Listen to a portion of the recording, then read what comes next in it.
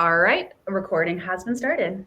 So most of you guys, I think, are members of our chapter in Bevy, but if you're not, or you just found us on LinkedIn or somewhere else fun, please go ahead and join us on the Bevy group on the Adobe Deep Dive Mug website. I'll drop that link in the chat in a minute here. Once you create an account, you'll receive alerts whenever a new event is posted, and you'll get reminders as well.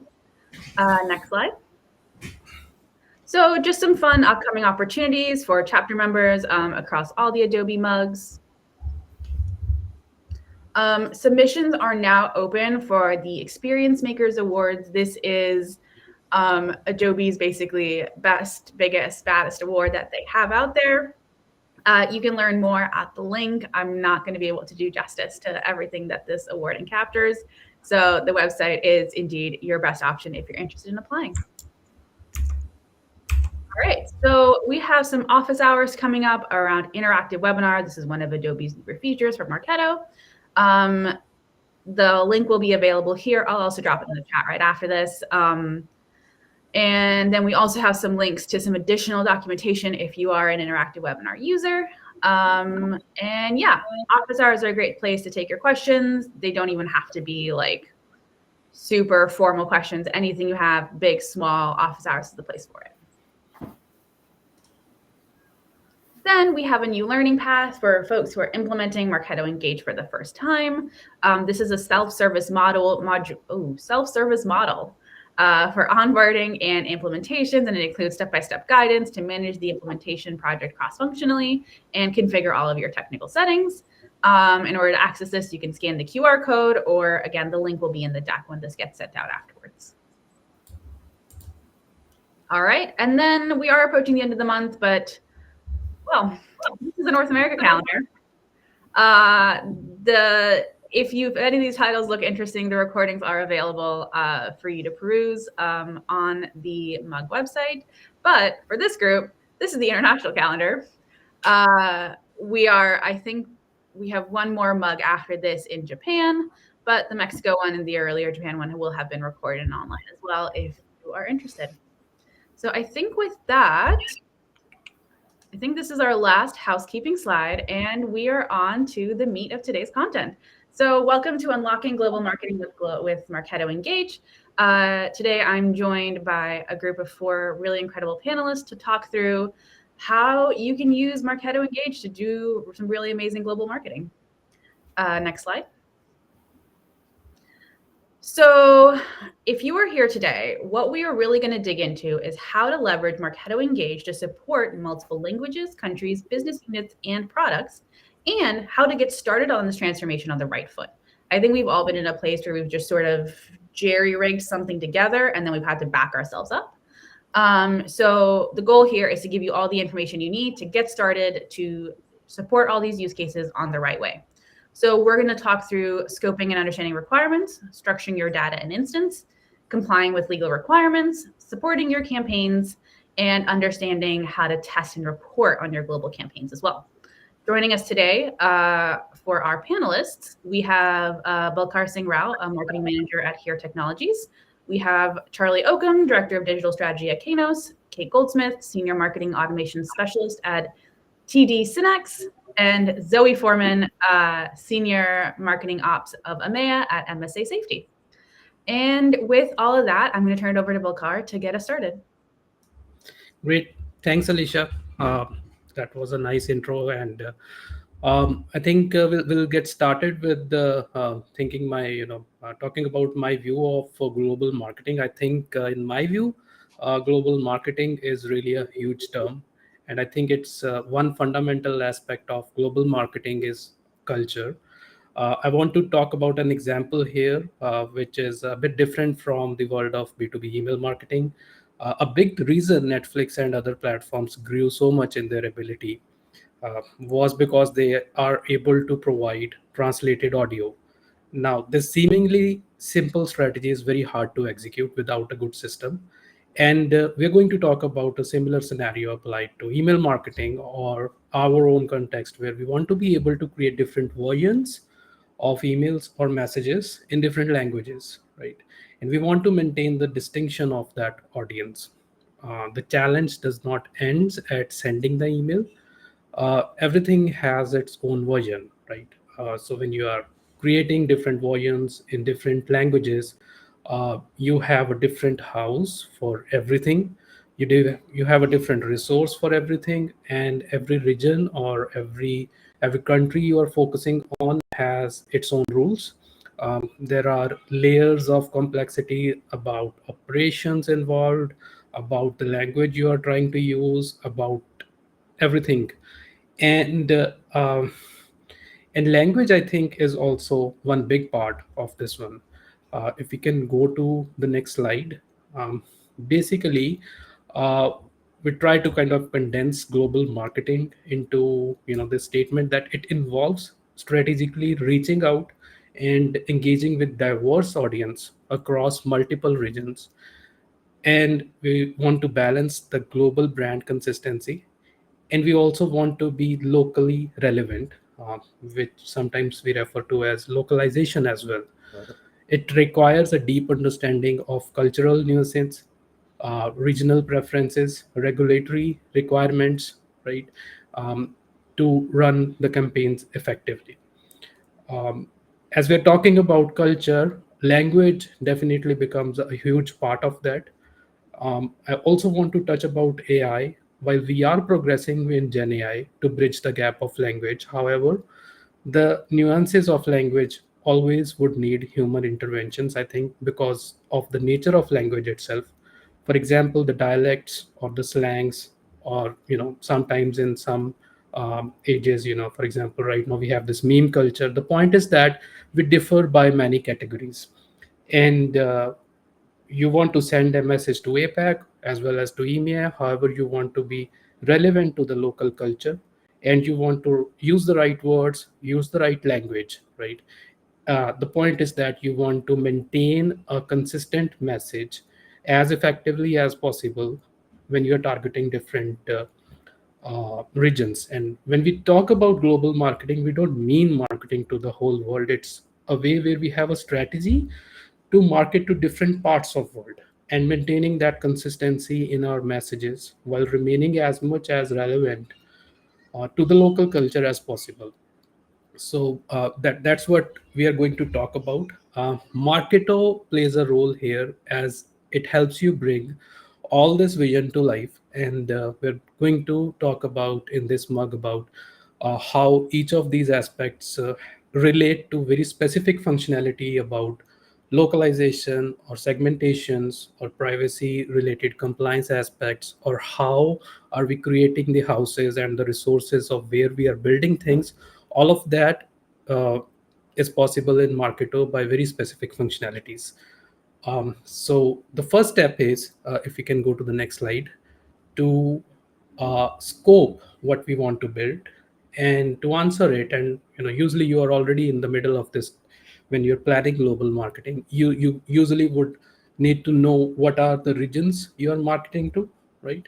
And then a very big part of global marketing is creating a lot of creative assets. By creative assets, in this case, I mean the emails and landing pages. Essentially, you are creating different versions of messages. What are the messages you are creating? What are the experiences you are creating? And how does this volume change when we are considering multiplication across regions?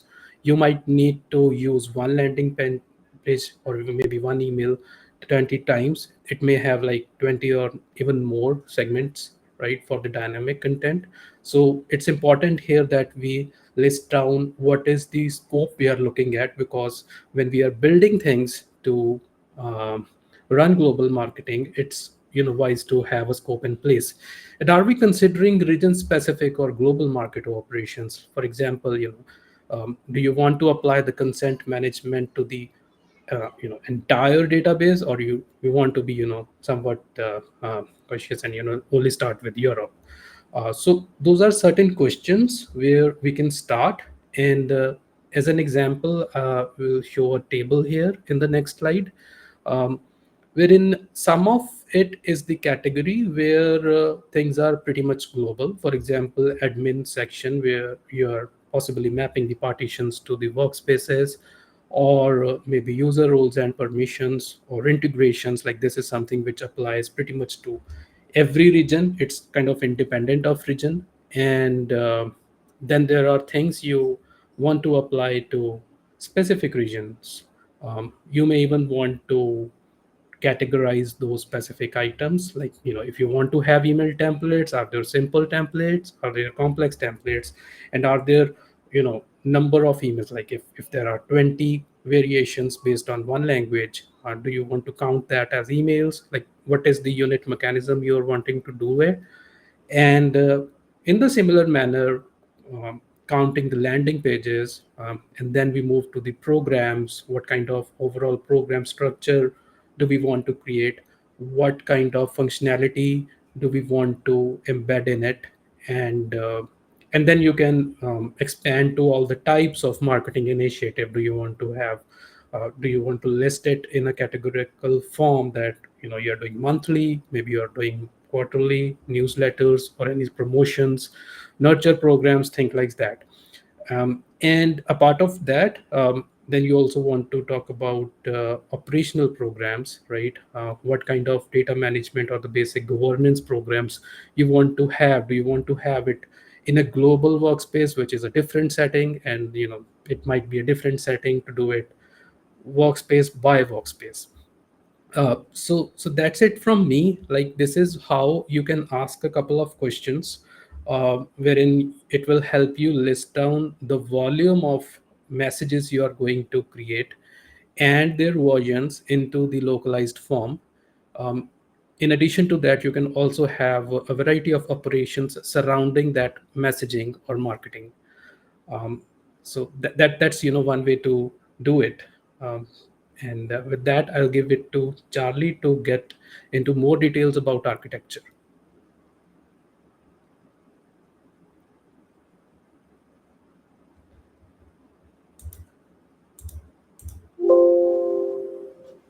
I think you might be on mute, Charlie.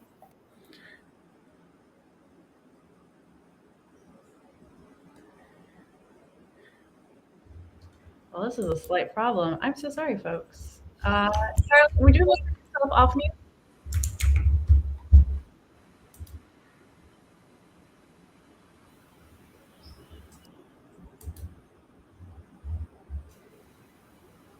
Guys, there we go. All right. There we go. Sorry. Yeah, technical difficulties.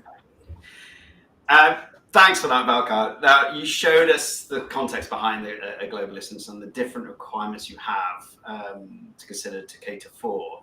What I'm actually going to do is actually talk to you all briefly on around the consideration you need to have in organizing or structuring your instance. Now, some of the examples that you gave, I just want to expand upon those, particularly because you may have lots of different reasons or different sort of issues around sort of why you need different ideas. It may be because your business is organized into distinct particular regions that you need to sort of keep separate. Zoe and Kate are going to talk a little bit about languages coming up, but your business may have different requirements, maybe different user requirements to break out your Marketo instances into different parts. You may have compliancy issues, and Zoe's going to touch on that a little bit later on, so to look out for the tips that she has around that. You may also want to control access to different parts of your database, or divide that instance around particular business units or product. I've got a good story about that. I'm going to come on to and tell you that in a little while, but there's a good reason why sometimes you might want to do that. Or you may want to connect to multiple different CRMs without purchasing separate Marketo instances. Note on this one, you can have an entire webinar around this, as this is sort of super complex, but again, structuring your Marketo instances in this way may enable you to do that. So what are the options available? Depending on whatever your need is, for me, there are two types of different structures you can have to your Marketo instance. The first is an open system, so generally maybe one partition or database for one workspace. You may use fields or static lists to break up your data. You may use those, say, static lists as what I call base lists. So the first thing that you use when it comes to segmentation. Now you have problems with that. For a fast growing business, you could suddenly see your instance just grow and struggle with scale. You may have a lot of unwanted campaigns touching different parts of the database. And that example I was going to give, we had exactly that instance where one email was accidentally sent to our entire base. There was no sort of guardrails or anything else put into place. And that happened on Valentine's Day night. And there's a great sort of story and solution behind it. And that was, we moved into a person partition breakup, which is that second option. So here you have the option to actually break your Marketo instance into lots of mini databases. You can simplify the data management, mitigate any email going to your entire base by accident, and actually even find scale with new products or expansion into new regions in particular. So I'm going to just touch on that. I'm going to focus on that person partition part. Before I get into it, I'll just cover off actually what they are. So let's just take a minute. So when I think of person partitions, I think of them like mini databases.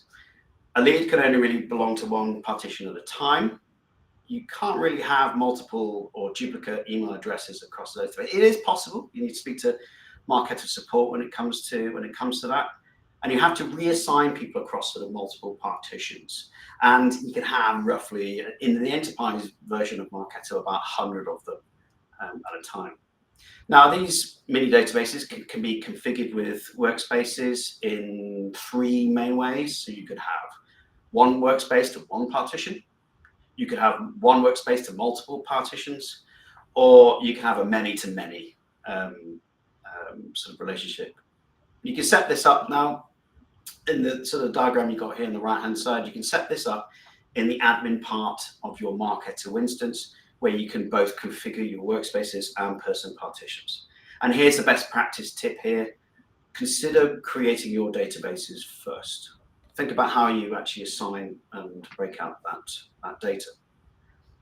So what's the best way to partition that kind of global data? Now, Alcar went through a couple of use cases. I gave you a couple at the top there, and it really does depend upon the structure of your business or your structure of your processes. At Kainos, we have a different setup. So we focus around both regions and also products and services. So for example, in our healthcare and alliances team, we have a very one-to-one relationship. So that means we have one person partition per workspace. So it means that none of the other services or products can access those leads, but we have processes to deal with these people. And these guys are not part of any other sort of targeting of any other team. So DAC region, for example, we break them into their own person partition to handle compliancy. And Zoe will talk about that in just a minute. And it means, though, that we can keep compliancy regulations and processes tight to them. But when it comes to our US team, we have sort of 2 teams working on upsell, cross-sell to one US person partition. So it means that we have many workspaces to one person partition setup. And that's great because it allows us to do a lot of co-selling, cross-selling. But when it comes to something like this, when we have multiple partitions, we need a global workspace to handle people back and forth. So a little note about that. And in particularly when it comes to managing your workspaces and that center of excellence. So let's dig into that. And there is a bit of caveat here when it comes to sort of breaking your Marketo instance into multiple partitions or workspaces. Because what you have to bear in mind is that you need to build with simplicity in mind. Because it's quite easy to build a lot of what I call technical Marketo debt into multiple workspaces. Now, we're going to touch on a little bit later in this deep dive into sort of shared assets and shared lists across multiple workspaces, but it is quite difficult to do that. And often if you have a center of excellence, say in a default partition or a global partition, and you're having to clone across a lot of those assets across to them so that you can kit to one person partition with a great looking email program or a webinar program, you got to bear in mind it's actually quite difficult to do that. So try and build around your user base. Think about what their needs are, as well as the people that you're building this Marketo instance for, the people in that person partition. So how do you sort of move people in and out or around Marketo? Well, for me, there are sort of three main options. The first, generally, in option one is, which I've alluded to, you can actually use primary partitions linked to workspaces. So when you're essentially adding people into a static list in a workspace, they are automatically added into that person partition, that primary person partition. That's great. But when you've got people coming in through, say, APIs or through CRM, then you also then need some backup options around 2 and 3. So the second there is using smart campaigns. So there is a flow step there in Marketo. You may have seen it to move people between person partitions. And that's particularly useful if you have, for example, what we have, sales teams that are in CRM that are reassigning leads or contacts or even entire accounts around, say, a product of interest that they're selling into. Then it often needs then for us to move people from one team into another. So it makes it available to the marketing teams for them to market to. So we use smart campaigns for doing that around a particular field change. In this case, it's a product of interest. And the third one is possibly the most important one. And you can find this assignment rules in the same place that you set up your workspaces and partitions. And this is based upon new leads coming in. And it actually Marketo will initially assign people to person partitions based upon, again, sort of field data.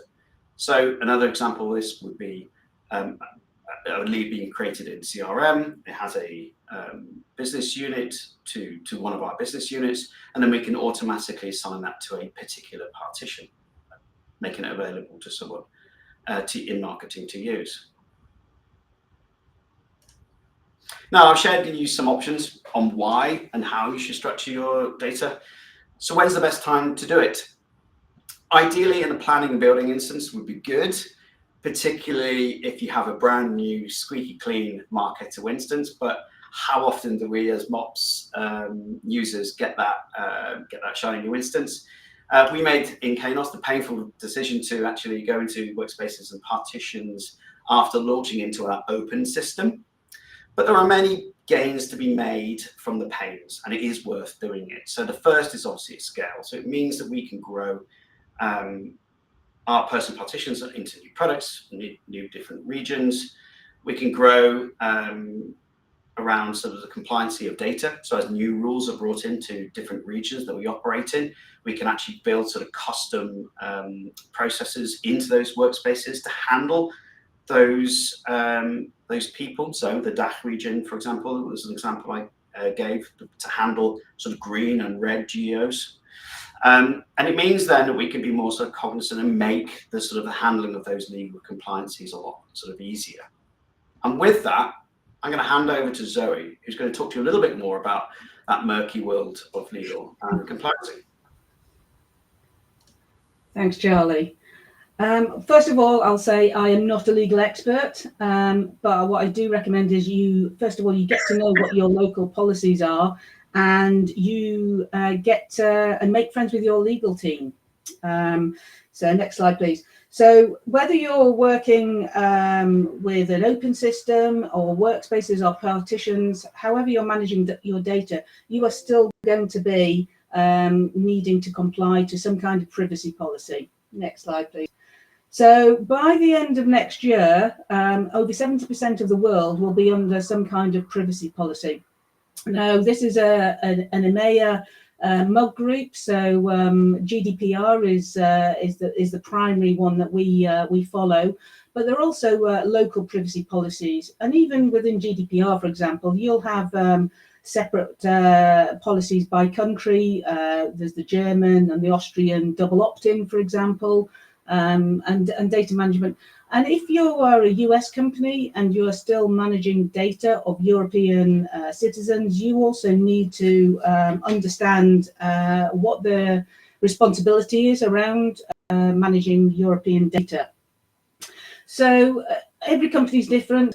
So like I said, make friends with your legal team. And what you need to do is understand and agree with each other how you interpret the regulations and what your company policy is. So for example, we're in EMEA, which we have sub-regions of Europe, which technically GDPR just covers Europe, but we actually enforce GDPR across the whole of the EMEA group. So that's our Middle East, Africa and India are also under GDPR. And what are these privacy policies about? They're there for the benefit of the end user, to ensure there's transparency. It's all in the user's rights. You, as a responsibility of a controller, you need to provide timely reports if there's a breach. You can't stick your head in the sand. You need to report it. And it's about developing a secure digital environment. And ideally, that should be done from the bottom up. So when you're building your instances or new partitions or workspaces or whatever it is, it should be hard coded in there. Privacy should be first and foremost and not an afterthought. If it goes wrong, there's some big fines. These are announced by the ICO every quarter, and these can run to 4% of your company's turnover. And as an individual, you could get a €20,000 fine. So take them seriously, don't be on the wrong end. If in doubt, ask your legal team to back you up or clarify. Next slide, please. So just a few things about data management and best policies. So it's critical that you need to maintain your customers' trust while you're obviously following regulatory compliance. But you don't want it to be a blocker with your marketing effectiveness. You don't want legal to say, no, you can't do that competition. So that's why you need to get that balance. So the data management in Marketo and under your privacy policy, you're looking at data collection. How is that data collected? Are you gathering consent? Are you getting all the data you need? Are you getting too much data that you don't need? Do you really need to know if that person's male, female, if they're a cat or a dog person? So be selective in what you capture. Data storage, is it in a secure storage? Make sure that it's secure and accessible for the people that need it. So there should be no Excel sheets of list uploads from, say, an event that are flying around and on one of these email chains with 30 people on it, and they get forwarded and forwarded. Just only the people who need that to have access to that data should have access to that data. You can use your segmentation in Marketo for organizing it into meaningful segments for targeted audiences and also for personalization later on. Governance is the key thing, and data deletion. If an individual, certainly in Europe, asks for their data to be removed, you need to do that. You need to do that in full. You need to purge it from all platforms, so not just Marketo, but your CRM or even the Christmas card mailing list, whatever. You need to delete that person, and you need to track and trace and prove that deletion as necessary. That will be done with your legal team.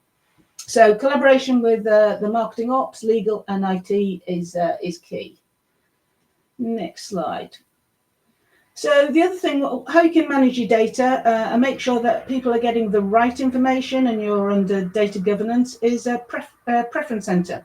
So basically, it's a customized landing page, and your subscribers or end users can go in there, and they can, the first and foremost is subscribe or unsubscribe. So there should be an unsubscribe link in every single email you send out from Marketo. And it should be as simple as a one touch that somebody can unsubscribe if they want to. But you should also offer them some options of how often do they want to receive emails from you. You should absolutely have communication limits in place, but this is more about letting that person decide. Do they want to hear from you weekly or monthly, or just sort of once a year? The data collection, like I say, just be mindful of what you're asking and do you need that data. Do not store unnecessary data. because once it's spread, it can be spread all over. And if you've ever got to do a data deletion and pull that back, that's a lot harder. And compliance obviously needs clear opt-in and opt-out.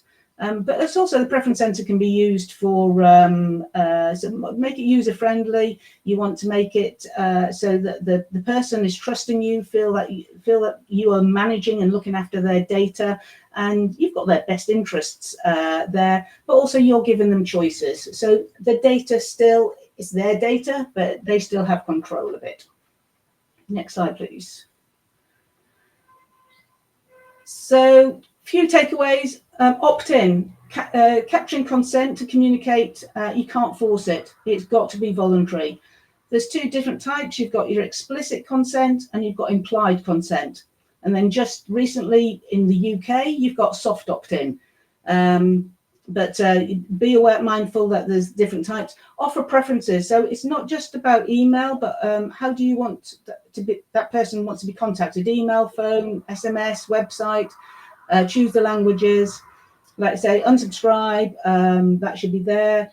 The best way to get information in is data imports using global lists and templates. Make sure you've got the right values in there and you've not got junk, and it matches your CRM. Junk in, you'll have low quality. So you can use your data imports, whether it's a global list template or a form. That is your way of controlling the data that's coming in, and also is it data that's relevant to you. Mentioned data deletion. The other thing is know that there's variations on B2B and B2C, and also I mentioned earlier under individual countries, and also in the US you've got different states. You've got a few states that have privacy policies, but it's not certainly international yet. Next slide, please. Okay, we're back to Charlie. Oh no, we're not. We're still with me. Okay, so how does this all together? How do you manage the data? So what we want to look at is, so you've got your partitions, your workspaces, your open, you've got your compliance in the background. So these are multiple assets within Marketo that can help you manage these global efficiency. So whether that be languages, regions, sub-regions. So we're going to whiz through here, looking at some segmentation, global forms, snippets, tokens, and how they can all come together with dynamic content. Next slide, please. So first of all, get the foundation. Your segmentation is your foundations. So you can start breaking down your partitions and workspaces. You can either have shared segmentation or you can have individual. So from the top, like say, global region, sub-region, you can then start looking at marketable leads. Who are your partners? Who are your employees or consultants? Who are the non-desirables? Do you want to pull out your competitors or things like that? And then we have multiple languages, and most of ours is set on using language segmentation, especially when you're outside of the US and certainly in EMEA. Next slide, please. So forms, global forms. Now we started off and we've got 4 regions, and each region was sort of doing its own thing. We had different account managers. And in Europe, I've got up to 600 forms. Now, I thought that was bad until I met somebody at Summit who had, we'll say, a large data warehouse company who had 10,000 forms. Please don't let, I mean, I thought my 600 were bad. I've now got those 600 forms down to 28 forms. So this is by using global forms. So they improve consistency and data quality across all campaigns of the data collection. They facilitate better segmentation, personalization, and reporting. They simplify the management, scalability. You make a change in one form and it's made there live and across the board. It's enhanced user experience, progressive profiling and pre-fill, so reduce form fatigue. They allow you your regulatory compliance for checkboxes and legal text. And this one global form can be used on multiple landing pages. Next slide. So here is a way that, it's one example. As with Marketo, you've got multiple ways of reducing your form. So not only did I reduce them down to global forms, but I also introduced triple language forms. So instead of having a form for English, French, German, Polish, Italian, and Spanish, you can see I got that down to 2 forms. So in the title, I've got the 3 languages. And then there's these forms are dynamic. So when you check when you fill in the country, which again is a standard value, which is linked to the CRM, then what happens is the legal text and the number of checkboxes based on that country is displayed. Now, this is doesn't matter whether the form is on a German landing page, an American, an Australian. As soon as you put that country in, then your country's legal text will be displayed. So in the background, you have global Marketo programs that are listening, and they will then pass that person to the right campaign, the right partition, and also sync to your CRM. Next slide. So what snippet? I mean, my best friend. And snippets can be static or dynamic. For example, on the social media, we have over 40 social media variations based on language and segment and things like that. If I was to put a link in every time, I would spend 3 days a month doing it. So snippets are your best friend. They're these reusable pieces. And like I say, for using them for dynamic, so I actually have dynamic snippets based on language, which again, that just reduces the number of snippets I need to put in and use. Next slide. Tokens. I'm not going to go through all of these. There's plenty of documentation out on the tokens, but just know your tokens, know which one to use when it's related to a lead, a company, a campaign, a program. Next slide. And then bringing it all together. So we have flex templates, which bring in preset modules, which are branded for brand consistency. We use segmentation for the audience. I use snippets. I use the tokens for personalization, branding, and then use dynamic content. So these text images, the call to action, subject lines, they're all dynamic based on, let's say, language segmentation. So there you can see 2 emails, one's in English and German, one's in French and English. So everything's dynamic. The snippets, like the social media and the footer address, they're all dynamic snippets. And the call to action, if there's a form behind it, they go directly to a global form. So one program, one email targeting multiple audiences or languages based on segmentation. In the past, I would have had one form per language, one email per language, and one program per language. So you can see where the efficiency comes by bringing all these assets together. Next slide. And we're over to Kate, who's going to take it to the next level with velocity scripting. Thank you very much, Zoe. And hi, everyone. Definitely need to make a disclaimer that I don't consider myself to be a prolific coder or velocity expert. However, I'm all about making things easier and saving time. Velocity scripting in Marketo can seem super intimidating, but it's more about logical thinking and sort of understanding your audience. So bringing it all together, especially with tools like ChatGPT out there now, it's easier than ever to get started. And I have no shame in saying a lot of what I've built using Velocity has been with a huge amount of support from colleagues, resources online, and ChatGPT just to hone it together, just to get the syntax right. For those who don't know, velocity scripting is a code that you can use inside your Marketo emails. It doesn't work on landing pages, unfortunately. And it lets you create customized email content by combining lots of different conditions. So think of it like a smart assistant that knows how to personalize each email based on whatever factors you choose. And you can get really, really specific like that. So Zoe just showed us how to, use a lot of dynamic content blocks split by single variables. And I think dynamic content is super, super helpful for things like visual and complex content blocks. You saw her, footer snippets and that kind of thing, and seeing how different images display for different countries. Where I've been using velocity scripting is more for the text-based personalization, to make things efficient. Rather than having to go into every individual dynamic segmentation, you can just have your email script token. You can program the code there and display it once without having to update in every single dynamic content block view. So a few use cases of that. One particularly that we use a lot is the email header customization. So the example I've used here is our from name. You can use this for from name, from email address.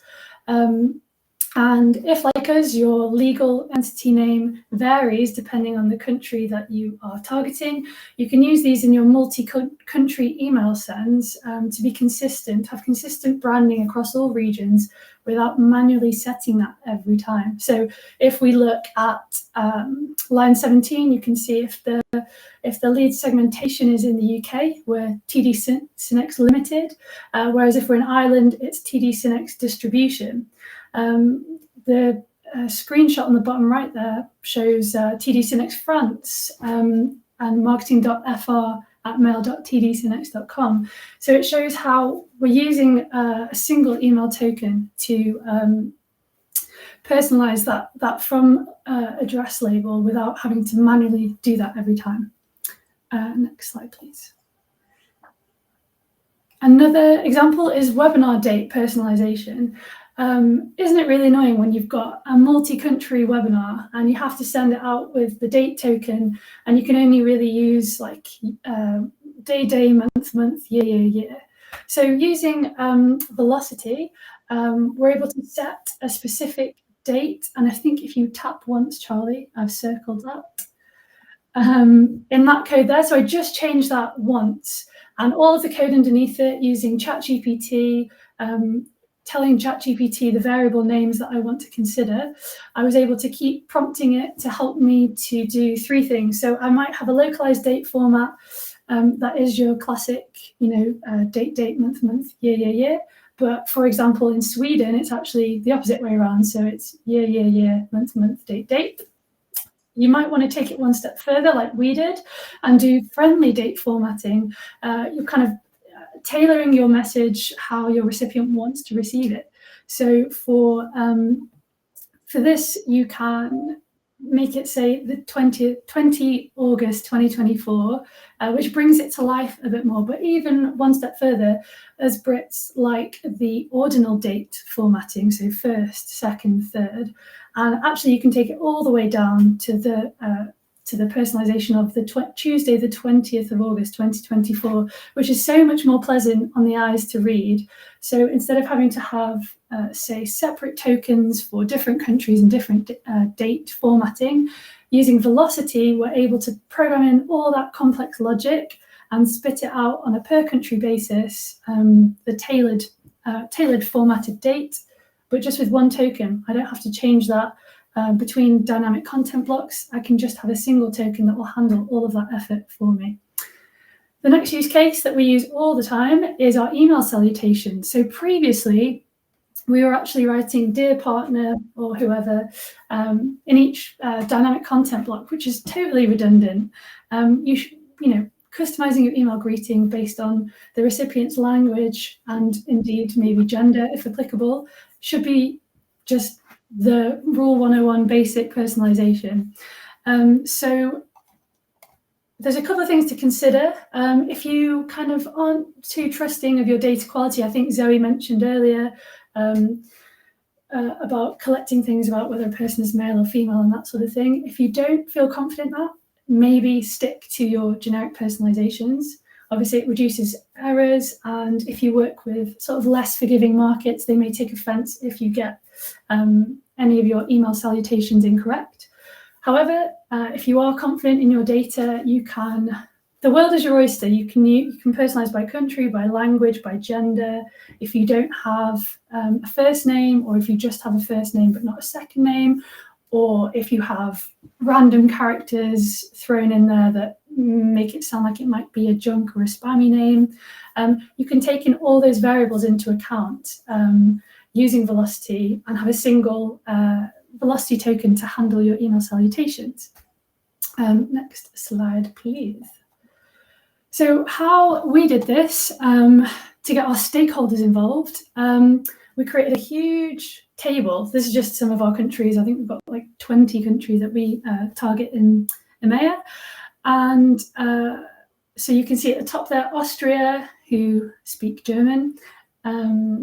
They just wanted a generic email salutation. So it says, "Dear partner," and it includes both sort of masculine and feminine versions. Whereas France, if you look a little bit further down, they wanted personalized salutations. I think there's, 7 there, based on if there was a valid first or last name, if they were masculine, if they were feminine, if we didn't even know. But this table helped our stakeholders who've got no concept of velocity to get on board with what we were trying to do. We got buy-in from them, we got email approval, we saved it all down into a big spreadsheet. And now I have a single source outside of Marketo to show how I'm handling all of those different salutations. If you go to the next slide as well, so obviously you've got to have a default salutation included as a fallback, and Switzerland have 3 languages within their country. Again, the German language contingent wanted generic, whereas France and Italy did want to take in masculine and feminine elements. So there's loads and loads of personalization that you can pull in depending on the nuances of who you're targeting. You'll notice that the Swiss French go for the equivalent of dear Mr. or Mrs. last name, whereas French wanted to go for first name. So there's so many differences that you can build into that. Next slide, please. So this is our code. I'm not going to go through it, but basically use Marketing Nation, use Google, get some elements of the code, use ChatGPT, and start to prompt it and engineer what that could look like.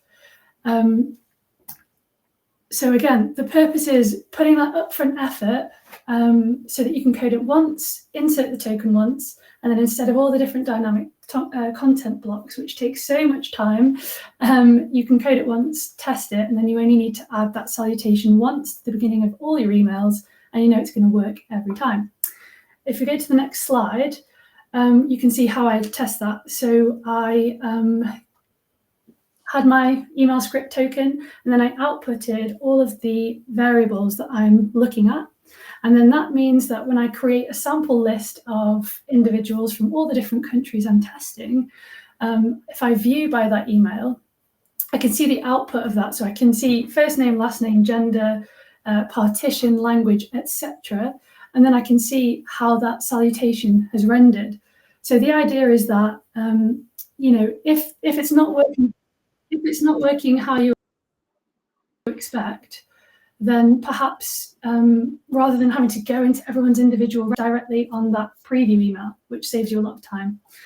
So I find that really a much easier way to troubleshoot en masse instead of going into each record. Okay, and then finally onto the adoption side. We invested really heavily in documenting all things salutation token within SharePoint pages. So the goal was to make this super easy to follow for non-technical marketers. And we've actually had really, really good feedback on this. It's let us proactively handle questions like what happens if you can't determine a lead's gender, and et cetera, et cetera. If you look at the next slide, please, Charlie. So we can just pop over the link to this guide. It's super... it's got everything in there. Every country can see how that their salutation renders, and we've handled all of the complexity in the back end.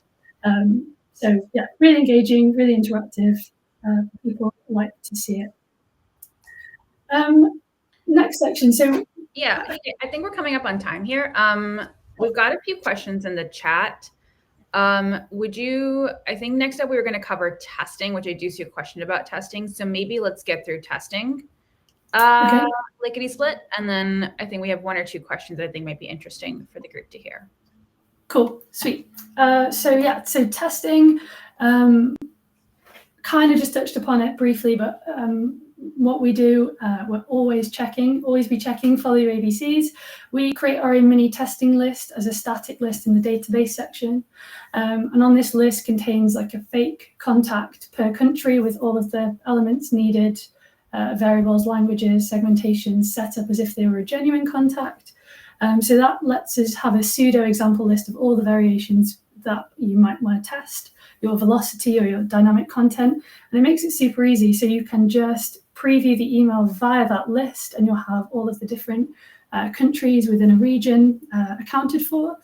And you can even send a sample and tick that box at the bottom which says send variations from person list, and you'll get a copy of each person coming through. So I also like to have operational workflows to keep this data super tidy, just like I would with my genuine contact data, because a lot of people use them to test forms or whatever, so it can get messy. So overnight we have a batch, and that sort of normalizes that testing list again to keep everything nice and neat. There are a couple more slides, but we can send them out in the follow-up. Yep. Cool. Fantastic. All right. So there's a good question in the chat about why triple language forms, and Zoe's answered it. So I'm just going to point people there. Basically, why triple language and not just like one global form or one form with 5 variations. Zoe's got some good considerations there. The one that I want to kind of put out to the group, and I think, Charles, is probably for you, is from Udit in terms of what would be the most optimum configuration in terms of workspaces and partitions if you have 2 brands which have separate content and marketing teams, but a customer can basically buy from either brand. What is sort of the best case setup there?